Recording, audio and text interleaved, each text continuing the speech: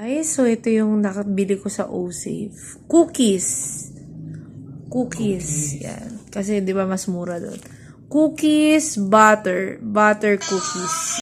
Yan, ito. Cookies, butter. Yan. Tapos itong dalawa, pangalawa pala. Cookies, ang bastos naman nito. Susu, vanilla. Yan. Milk vanilla naman to. Tingnan natin kung ano yung mas masarap dyan sa dalawa. So guys, titikman na natin to. Ito muna. Si vanilla. Milk vanilla. Uy! Nasobrahan ng bukas. Ito na. Tap ka. No? Tap sa kape. No? 14 pesos lang ito. Para hanggang po ka.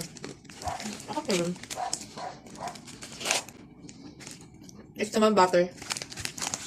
Nakalagay naman pala dito. Ano? Serving suggestion. Pwede siya sa tsaka ba ito? Coffee. Tea. Bukas na. Ayan sa akin. Ito naman. Butter.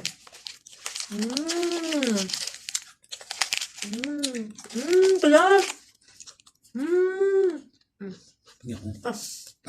Matap to. Matap to, fairness. Try nyo to. Talap.